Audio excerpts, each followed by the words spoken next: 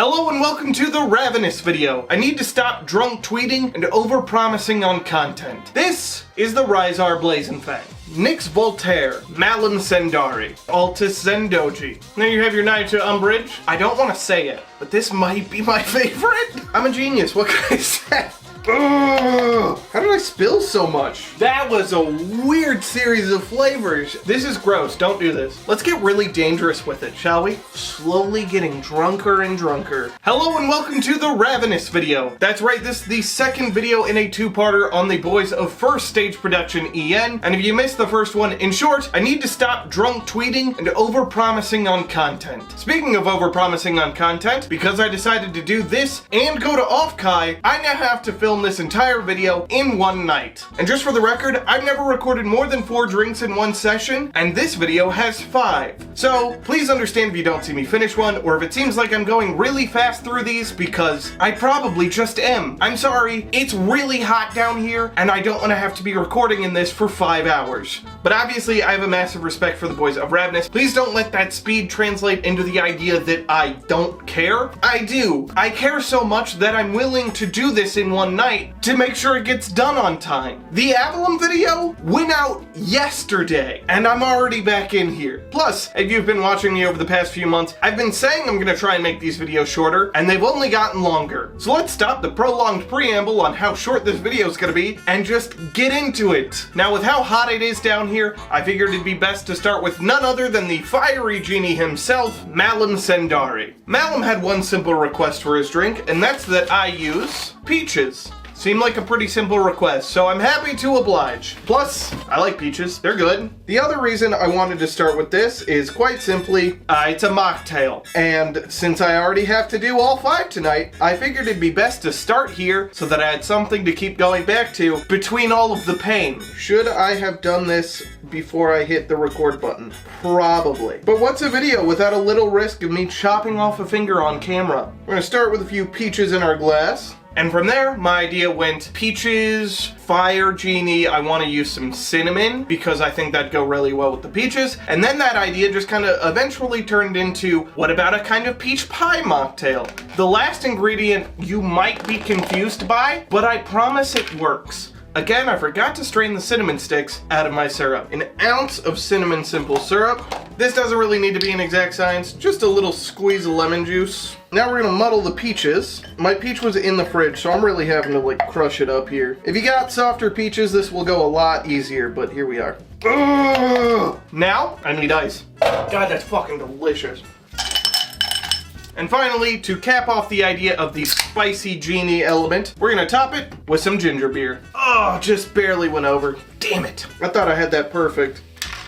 Mix all the flavor up. Oh, that's what this is adjacent to. We'll get there. And there we have our Malim Cendari.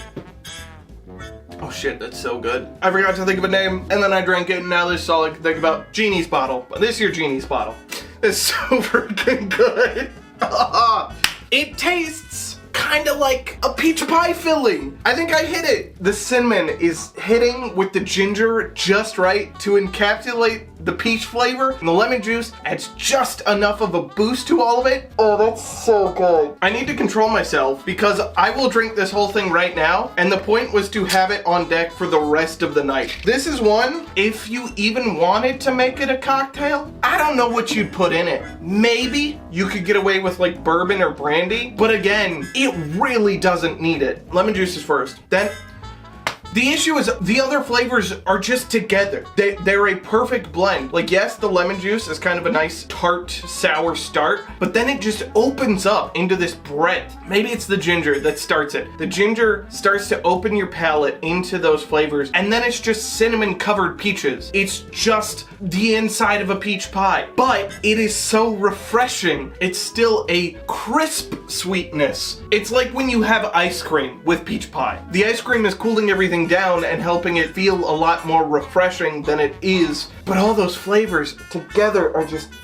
It's not spicy either, which is crazy, because you'd think cinnamon and ginger beer, there'd be a lot more of a kick to it, a lot more of a burn. But the peach and the lemon juice cut those entirely. So you're getting all the nice ginger and cinnamon flavor without any of the pain. God, there's so little to say about that, because it's just that fucking good. If I had to put it adjacent to a cocktail, I guess you could say that this is close to a horse feather. There's no Angostura and there's no bourbon, obviously, but the cinnamon simple is, there's a little cinnamon in Angostura, so you can kind of get a bit of that. The ginger beer and the lemon juice are coming together to that kind of zone, but the peach brings it just to a whole new level of summertime goodness. I'm so happy I'm making all these summer drinks because, again, it's fucking 100 degrees down here and it's humid as hell. So if you see me sweating by the end of the video, that's why I wore a black shirt, so that you couldn't tell. I love everything about that drink. I feel so bad that I don't have enough to say about it because it's just that good. I need to stop saying that, but it's true. I've had obviously every drink from the last one, and 4 out of the 5 drinks for this one,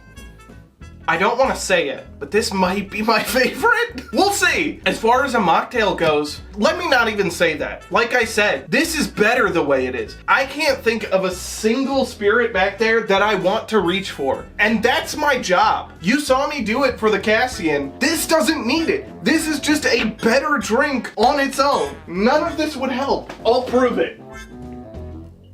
Nope. It's worse. If this recording goes on long enough and I run out, I might make another. Shit, Malim, thank you for saying peaches, because that put me into a fantastic mindset. I said I was gonna speed run these, and now I feel bad that I'm keeping to that, but legitimately, it tastes like a peach pie in a glass. I'm gonna make this all the time, probably. That's a Malim Cendari. Next drink, I guess. Well, while I have the lemon juice out, we might as well get on to the Nix Voltare. Now, the other reason to do this next is because, if we're being honest, this is also the one I have the least likely chance of finishing. Now, do not get me wrong, that's not because this is a bad drink. Obviously, I wouldn't be presenting it to you if I didn't think it tasted good. It's just that, as we've discussed in previous videos, super sugary drinks upset my stomach, and I have hot girl tummy issues. But Nix is one that I actually talked to a good bit about this, and he said that he really likes sugary sweet drinks, so I'm happy to make one for him. Again, this is my problem. And the other inspirations were the fact that he really likes cherry bakewells, and also this wonderful art by Jubico. I hope I'm saying that right. Yeah, it all just kind of clicked together in my head from that point forward. So first off, we have to start with, and I warned him I would do this because I'm making a drink based on a cherry bakewell tart, London Dry Gin. Because he's British. That's it. That's the joke. But it does also go a long way in keeping this from being way too sweet. So we're gonna do 1.5 ounces of Bombay Sapphire. Bombay Sapphire, again, because the color of the bottle just matches his. Pick whatever gin you want. This one goes well in here. I don't know what else to tell you. If you went for vodka, you'd probably end up on that chain restaurant level neon drink that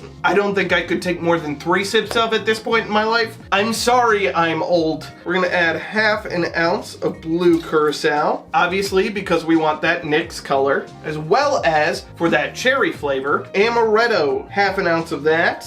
Amaretto is an almond liqueur, but it tastes like maraschino cherries. I don't know how they did that. Witchcraft, I'd have to assume. Oh god, there's shit everywhere. How did I spill so much? Let's finish this before the whole floor becomes a mess, I guess. Finally, 1 ounce of lemon juice. And now, I go get ice. Give that a shake. And now to match the art, we're gonna use a hurricane glass. Pour that in. Top with a bit of tonic. Funnily enough, I remembered I bought this tonic water for the mouth-washing video, which has a cocktail that looks remarkably similar to this one. But thankfully, this one's gonna taste a whole lot better. I'm gonna finish it by topping it with just a bit of raspberry lemonade to represent his pink eye. Not that kind of pink eye. You know the pink eye I'm talking about. The Venga bus is coming and everybody's jumping. New York to San Francisco. Come on, let's do the disco. And there you are, one Nix Voltare, A.K.A. the Cyborg's dream. Holy shit. Oh, there's the cherry. Oh, it's really fucking good. For 2 drinks in a row based on baked goods, I think I kind of nailed both, if we're being honest here. The raspberry lemonade with the lemon juice is definitely up front. That is definitely the first thing you're gonna get. It's a lot of lemon. But as it gives way, you move through the gin and the blue curacao towards the amaretto. And that cherry amaretto flavor is your finish. Yeah, that is a sweet ass drink. If that's what you want, and again, there's no shame if it is, that's gonna do it for you. You're gonna love that. I love it. Again, I'm just also old, and I can feel it slowly turning my insides. I'll be honest here, that's my job. You're not getting a lot of the blue curacao. The blue curacao is really more for the flavor. Because it's orange flavored, it just kind of gives way into the cherry and the raspberry and the lemonade. It just kind of accentuates them there. The gin is very helpful. The gin is keeping everything, the tonic too, to a good degree, a lot lighter and keeping it from being too overbearingly sweet. That kind of sweet that's just heavy and big and round and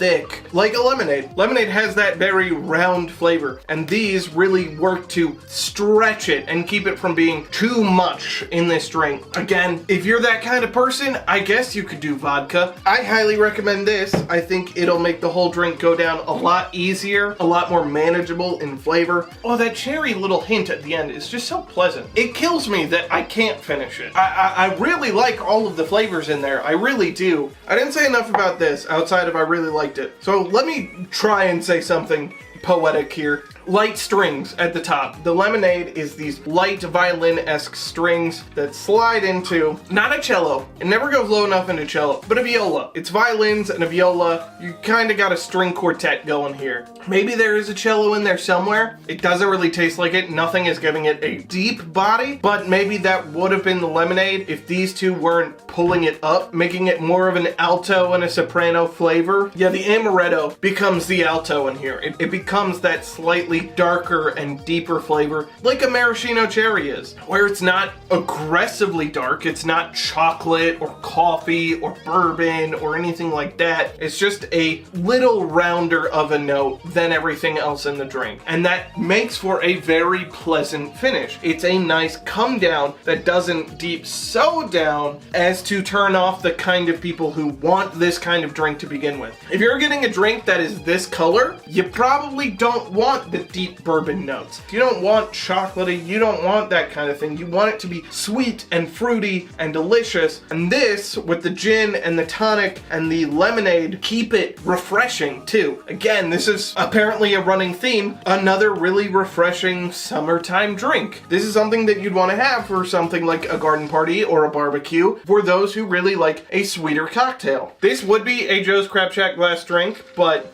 the picture showed it in a hurricane glass, and honestly, it fits in a hurricane glass. It makes sense in this just as much. It is much more akin to that Bayou hurricane hand grenade type flavor. A very sweet, fruity drink that still is refreshing enough that you can drink it in the heat and go down the street. If you have more than a few, you might have some trouble in the heat, but by that point, the sun is setting and it's cooling down, and so then you're more than fine to have another yard-tall hurricane. Fuck it, right? I think that's the best way to describe this. This is a Bourbon Street drink. If you're not an American, Bourbon Street is the famous street in New Orleans where all the Mardi Gras stuff happens. They sell big yardstick tall cocktails that you can just walk down the street with. That's this. That is a drink that seems refreshing enough that if you had a big one, you could easily put a straw in this, walk down the street, feeling like you're having something nice and refreshing, but in reality is super sweet so that you feel good, is getting you more than fucked up enough,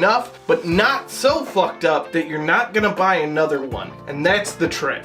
There's a good amount of alcohol in here. Don't go chugging this thinking it's a light drink. It's not. It is a proper drink, but there's not so much in there that it's gonna make you feel fucked up immediately. And again, that's the trick. That's the trick of a stadium drink, a Bourbon Street drink, those kinds of tourist places where they want to give you something really sweet so that it's very widely appealing, but still make you feel like you can have a lot more than maybe you should, because it's so easy to drink. It's too easy to drink. This goes down like like water. Unless you're like me and old and have a bad tummy. Then it goes down like just a really, really tasty poison. But what is alcohol if not a really tasty poison? So there you go, Nix Voltare. There's your cherry bakewell. I said that I wasn't gonna drink a lot of this, and I'm already halfway through it. So as much as I might have sounded disparaging at the start, clearly it's not that bad.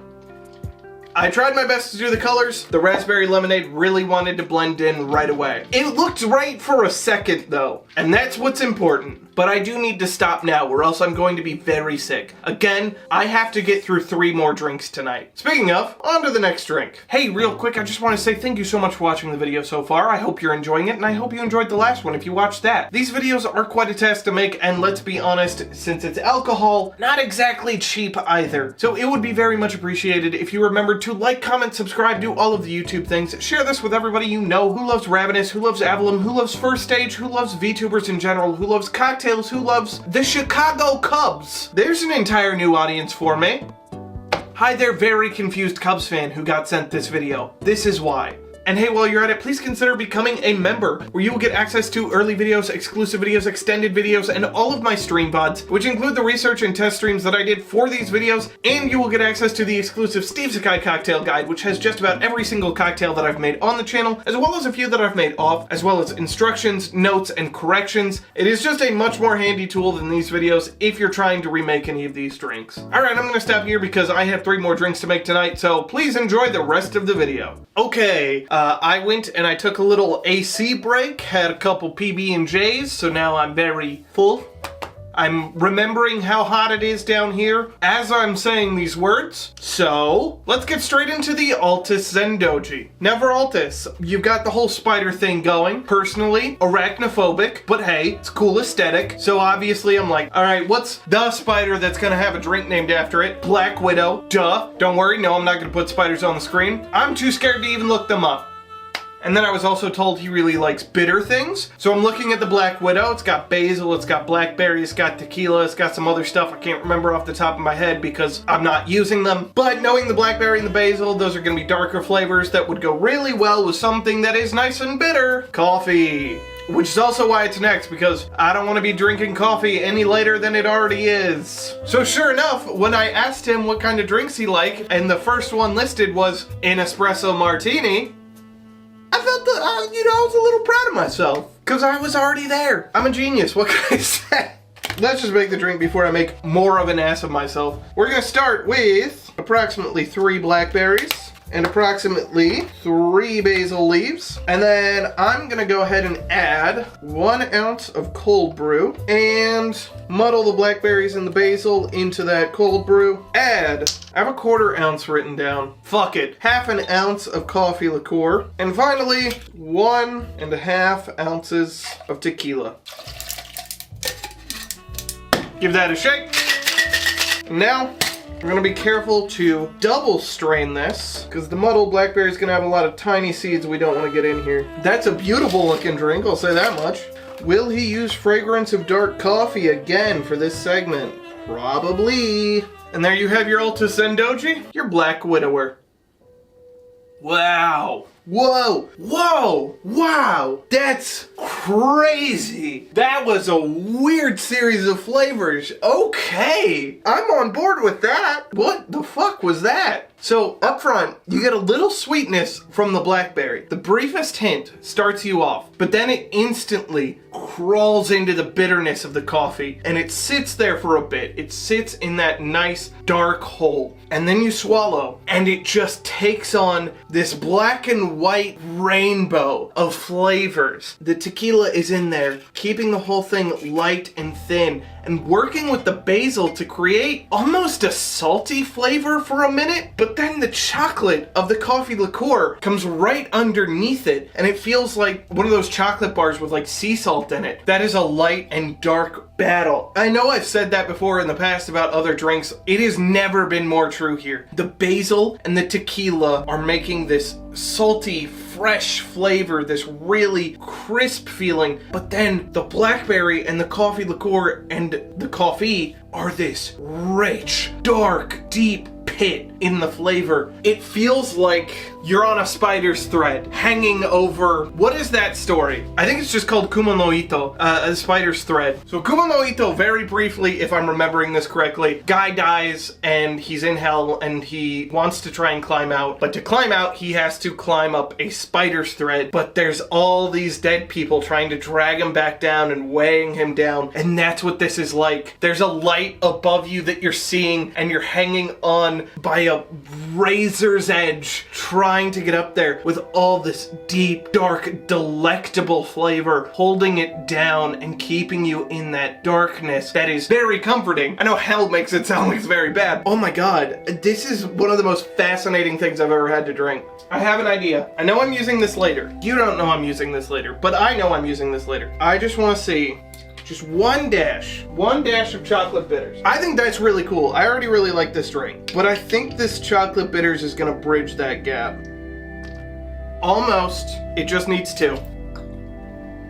There it is. That ties it together. Now don't get me wrong, the first idea, clearly I loved it. I thought that was so cool. I really think you should try that before you put the chocolate bitters in, just to get that experience. The chocolate bitters, that ties it all together. It ties the salt into the depth of the coffee perfectly. That was the right call. Before, it was a very, as I said, night and day, these two stark flavors vying for your attention and your taste in just the most kaleidoscopically beautiful transition of flavors. That puts it all back into perspective. You're going from a magic eye painting into seeing what the actual image is. That is tying the two together, making it a more, I'm hesitant to say complete, but perhaps holistic experience, a much more bound flavor. If that was being in the spider's web, adding the chocolate wraps you in it. You are now cocooned, ready, whether willingly or not, to be taken into its wonderful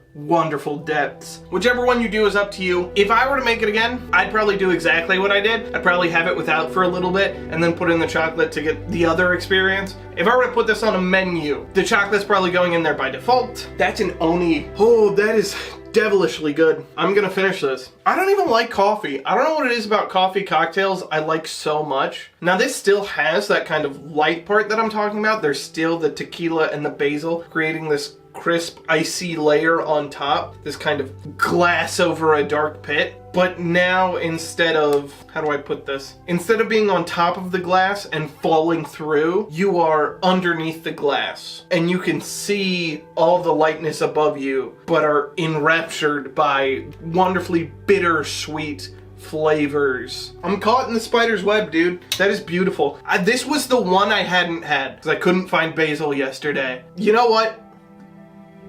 That way I can force myself to stop and move on. That was the Altus Zendoji, the Black Widower. I would let it bite me again. And since I've already spoiled the fact that chocolate bitters were in a drink, I might as well make it now. This is the Ryzar Blazenfang. Now the Ryzar was a little tough to do, not because there was a lack of options, but rather the opposite. Apparently dude's really not picky, and that makes making a drink kind of hard, but also kind of easy. And this one might be a little too easy, which is also why it's not last. It's an old-fashioned. I have exercised a lot of self-control. I haven't made an old-fashioned on the channel in a long time. Let me have this one. From what I understand, he calls himself a simple dino boy. So it works. And look, it's not like I'm just making a random old-fashioned. You'll understand. This is a cupcake old-fashioned. See, I'm doing it for you, chat. Yes, with Ryzar, you have an overabundance of flavors to pick from and not make him angry, but what could have been more perfect than the cupcake? And yes, I am stalling because, again, it's an old-fashioned. This is gonna be done in like 30 seconds. Could you build this in the glass? Yes, but I bought this mixing glass and have yet to have an excuse to use it, so I'm gonna use it now. We're gonna start with 2 ounces of bourbon. I'm using Old Forester because, again, I find it to be aggressively sweet. I know there are people who would and do adamantly disagree with me on that fact, but if you know your bourbon, go ahead and find what you find to be the sweetest bourbon that you know of. For the average person, I'd probably recommend Old Forester. And now, if you remember in the last video, I said to just make vanilla simple syrup. I forgot to do that again, and I was fully ready to just do the vanilla extract bit again, but then I remembered I had this bottle of Torani vanilla syrup, so we'll just use this, I guess. It's made with cane sugar, so it probably won't make me sick. This is supposed to be a sweet old-fashioned. That being said, I don't love my old-fashions too sweet, ironically, for what we're doing. Let's see. This is gross. Don't do this. Whoa, that's very sweet. Again, it's an old-fashioned. Do all of these to taste. I'm gonna use about 1/4 ounce of that vanilla simple. If you don't like your old-fashions too sweet, you could even go down to about a bar spoon. That's what I usually like, but we're doing this for the video, so. And hey, it's that thing you already knew was in here. 2 dashes of chocolate bitters, because I like a chocolate cupcake. Go ahead and put that in there. Give all that a good stir. Strain that into our rocks glass. We're gonna put a cherry on top, just because I like Luxardo. Actually, you know what? Not only are we doing a cherry, let's get really dangerous with it, shall we? We are doing an orange peel, and not only are we gonna do an orange peel, we're gonna do something really stupid and dangerous. Well, that's a good one. That's huge. I don't have like a toothpick or anything, so I gotta do it this way. I'm going to brulee this orange peel. Get a little toasty. Could you have flamed the orange peel? Yeah, but like, I think that's gonna put a lot more of the fire flavor in there. What kind of wood do I have? You know what? Let's get wild with it. Screw it. Let's smoke some cherry wood on here. How does it taste first? Very good, very sweet. I think this is just gonna look fun and cool and be cool. Let me have this. Do you need to do all of this? Absolutely not. I just feel bad that this is a 3-step drink. Don't need a ton of wood. And there you are, one Ryzar Blazenfang, the Cupcake Old Fashioned. Whew! That's very sweet.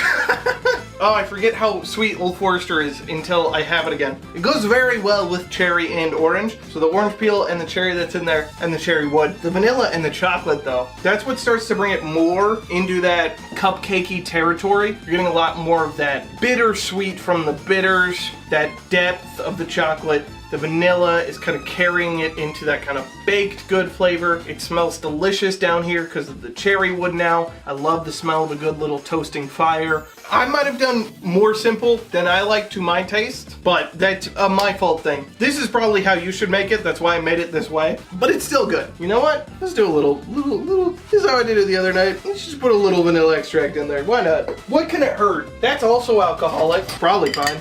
That'll give us more of the vanilla flavor without too much more sweetness. Whoa.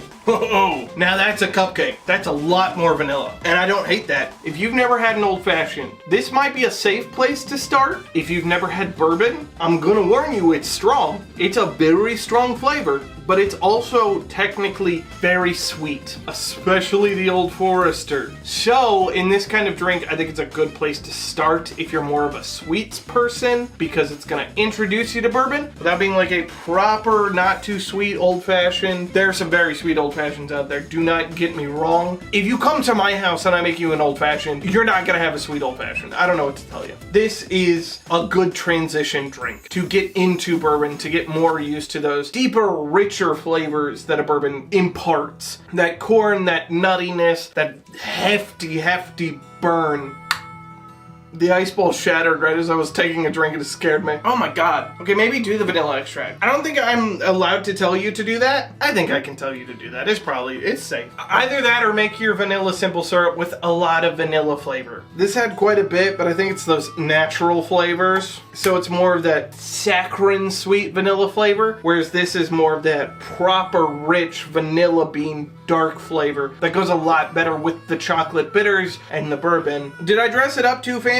Yeah, maybe, probably. Again, I don't think you need to brulee your orange peel or smoke it with cherry wood. I'm just, you know, a few drinks in, can't get this fucking cherry out, and wanted to play with fire. Fuck, man, that's really good. That's a cupcake. I'm probably gonna finish this one too, mainly because it's just an old fashioned. I really like old fashions. Even when they're too sweet, they're still pretty gosh darn good. This is a good introduction point. As you get used to it, that's when you start to have a real old fashioned, and from there you start to try a little neat bourbon, and then you start to understand why my tummy hurts when I drink a Nix Voltare. And then you're gonna be as pretentious as I am. Probably not, actually. Don't worry. It takes a lot to get as pretentious as I am. When I pick a different bourbon, again, I find Old Forester to be aggressively fruity and sweet, and that's why I used it here. It's very approachable. Buffalo Trace might have been good. Not Makers. Angel's Envy? Possibly? Ooh, good Amberana wood finished one? That'd be really good. Alas, that's our Ryzar Blazenfang. A simple drink for a simple dino boy. A wonderful sweet cupcake for all of his wonderfully sweet cupcakes. God, it's so fucking hot down here, and I am slowly getting drunker and drunker. Alright, we got one last one to do. Thankfully, it's based on ice cream, so let's do it. I don't know what the fuck that was. I'm just gonna cut to the next one. Why am I pointing? Why am I transitioning? And here we are at the last drink of this marathon night. I'm gonna warn you right now, I'm not gonna finish it. I finished the Ryzar off camera, and by that I mean I turned the camera off and pretty much just slammed the rest of it. It's been a whopping, I don't know, 5 minutes since then. Again, total hour since I started this last section. If I finish this, I'm gonna be real sick. I'm probably gonna finish it off camera. Anyways, this is the Nayuta Umbrage. I was told that Nayu likes rum raisin ice cream. That's enough for me right there. I heard the word rum and I went, done. So this is a rum raisin ice cream cocktail. That's pretty much all the setup you need. No, it is not a Joe's Crab Shack glass drink. I'm using this so that you can see what I'm doing for this first part, because the only shakers I have left are opaque. We're gonna start with a nice handful of raisins. Just throw a good amount in there, however many you want. Raisins to taste. They're not gonna stay in there, don't worry. Then we're gonna do approximately ½ an ounce of simple syrup, 1½ ounces of white rum, ½ an ounce of our fat washed rum from the last video. If you want to know how to make a fat washed rum, I said it in the last video. You should go watch that. And now, this is a vital step between the two. We are going to muddle the raisins in this. We don't want to add the last thing yet, for reasons I will explain in a minute. Now raisins, you know, you can't really properly juice, so you're really gonna have to grind those up if you want to get that flavor in there. And then I'm gonna pour our liquid into this here shaker with the ice. Throw away the raisins, because our last step is ½ an ounce of bourbon cream. And if you put that bourbon cream in with the raisins, it will curdle to the point of just fully becoming a solid. Don't really recommend doing that. Strain that into our glass here. Spill a bit on the bar mat. The bar mat always gets its share. Could you use a rum-based cream liqueur like rum chata? Maybe. I didn't have any. I'm gonna be honest, I didn't really want to buy rum chata, and I like bourbon cream. And then you have your Nayuta Umbrage, your rum raisin cocktail. This one doesn't really need a fancy name. You can sell someone on that. They like rum raisin ice cream, they'll like this. God, that's so good. It tastes like rum raisin ice cream, I think. It's been a long time since I've had rum raisin ice cream, but if I had to guess, that's what it tastes like. The bourbon cream is obviously adding a lot of the creaminess that you would get from ice cream. The fat washed rum is adding to that fact. It's really allowing all the other flavors to still take hold while giving that deep, rich, fatty flavor that you would want from it. The white rum is more of your rum funk. That's where more of that's coming in than the fat washed rum. It's not overpoweringly rum funk though, as you probably don't want in an ice cream, but is still making this very boozy, which you do want in a cocktail. And then of course the raisins are the raisins. You want raisins in this drink. It's a rum raisin cocktail. That's the point. Yeah, it's all in there. Wow. God. You start with a very shallow note. It's gonna start very, very mild, and it just slowly walks you into this rich creaminess from the bourbon cream that rapidly is taken over by the fattiness of that fat washed rum. It goes from creamy to buttery and creamy. And then from that butter cream, the rum and the fat washed rum takes over, walks you back down into the white rum before finally dropping you off into that snap of raisin at the very end, that nice sweet flavor. It's fucking ice cream. It's ice cream in a glass. It's a rum raisin ice cream in a glass. It's hard to explain these drinks when so many of them had very specific ideas that they were striving towards. And so when I hit that mark, I mean, how do you explain what a peach pie tastes like? It tasted like a peach pie. How do you explain what a cherry bakewell tastes like? It tastes like a cherry bakewell. How do you explain what rum raisin ice cream tastes like if you've not had rum raisin ice cream? Because it tastes like rum raisin ice cream. It tastes like rum, raisin, and ice cream. And that's the drink. That's what this is. I'm doing cherry now. God, go watch Seinfeld. While I think about some other way to describe this, I will say, if you're not scared of a very mild amount of curdling, it's not gonna hurt you. It's just a weird texture. Curdling isn't bad for you. It's just the cream solidifying. Throwing some Coke in this is very, very good. It won't curdle like I said the raisins made the bourbon cream curdle, where it became like a full-on solid mass, but it will curdle a little bit. If you've ever had Pilk, if you're one of those people, you know what to expect. It's not that bad. I'm struggling to find anything else to say because I fucking nailed it. I'm sorry. I'm sorry. I fucking nailed it again. It is rum raisin ice cream. You go from cream into rum into raisin. So I guess in that case, it's a ice cream rum raisin.